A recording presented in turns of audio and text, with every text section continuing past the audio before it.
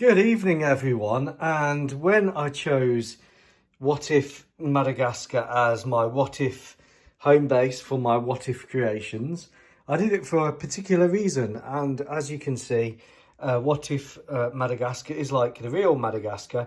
It's an island, and I come from a lineage of fishermen and lifeboatmen from the east of England, and that's where half of my family comes from. The other half comes from Ireland originally, but then probably an eighth Irish. So East England, an eighth Irish, and the sea has always held a fascination for me, even though I'm not really a sailor. And I've never been in an operational submarine, but I've always been interested in submarines and what they can give a island nation state, particularly in the what if. And certainly if you look at what the Royal Navy has been able to do in the past and the way it's been able to evacuate the army every time they've been defeated, it's certainly something which an island really needs to have a good navy. So here in 1 in 72nd What If, we have the final-ish, maybe the final boat, because submarines are of course boats, and this is probably the most important boat because it ties all of the other boats together. So let's take the What If Madagascans in the period after World War II.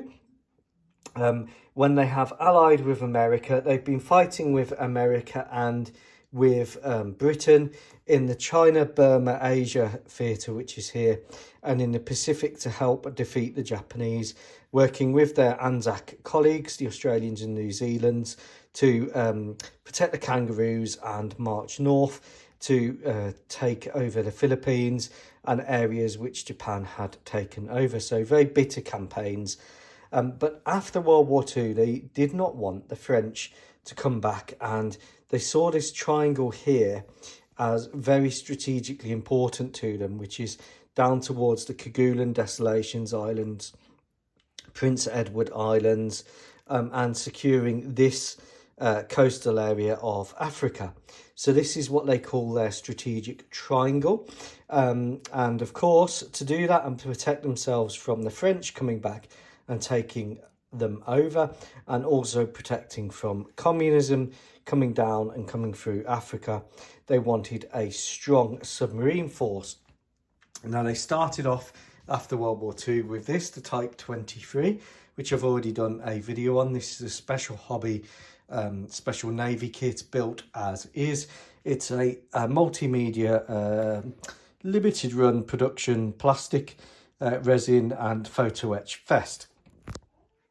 They then go on in the early 1960s to want a bigger submarine fleet and a bigger submarine to stop the French from coming back. And these boats were incredibly important in the 1960s and 70s in the Kerguelen Wars, where they sunk, well, they didn't, but air power did. They sunk a French carrier, but the submarines played their part in harassing and hemming in the French fleet as it came down this coast of Africa, hemming it in here, putting it on the defensive, and allowing the air power, which the Malagasys had with their two carriers, to come from Prince Edward Islands and intercept the French there. Big defeat for France led to the collapse of the de Gaulle government in the What If. Now, the French Navy had some excellent submarines, and this, which is the Giant Trevally Class of Malagasy ocean-going submarine, and the Type 23s were instrumental in protecting the Madagascan state in that period. The Type 23 is a coastal submarine, 2 torpedoes externally mounted, endurance 14 days. The Giant Trevally is the equivalent of the Oberon Class, but it's faster and has more battery life, and the equivalent of the USS Barbell Class. They're diesel electrics. This is a proper deep ocean submarine. 6 torpedo tubes, can carry 12 reloads in addition to the 6, so 18 forward facing, or a payload of mines.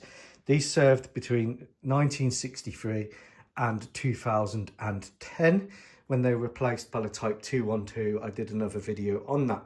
But these are really quite large boats. They are deep ocean boats. They can go deep, they can run quiet.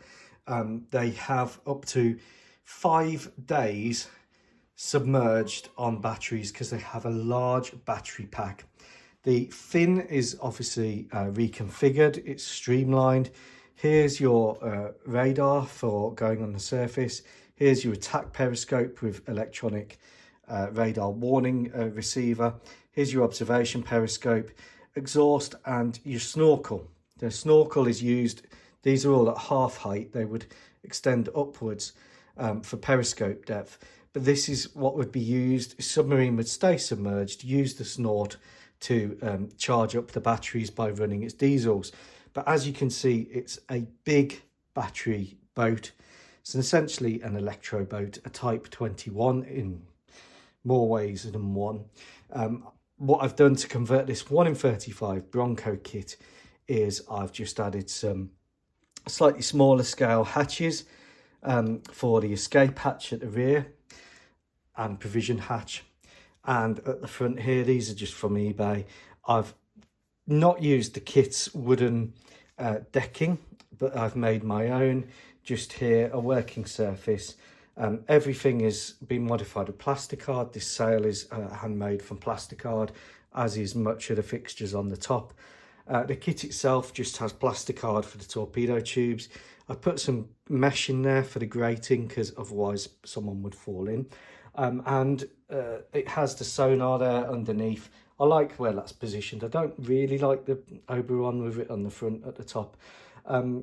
This is basically a conversion of a 1 in 35th hull to give me a 1 in 72nd submarine. So all of these are custom to make them 1 in 72nd. Now, it's not as streamlined as the Type 212, which is an AIP, air independent boat, which can run for quite a long time on its air independent propulsion. Very quiet, everything's recessed when it's underneath the water. Very, very, very classy submarine. This is the generation before that for diesel electric boats, but it's still quite an offensive boat. Filling in the gap when the Type 23 gets too old by the 1970s to really be effective, the Malagasy introduced a coastal submarine, the Bottle Class, which also runs to 2010.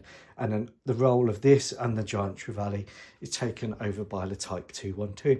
I've really enjoyed this build. I love 1 in 72nd submarines. This boat looks enormous. Believe it or not, the Oberon boat in the same scale is slightly longer.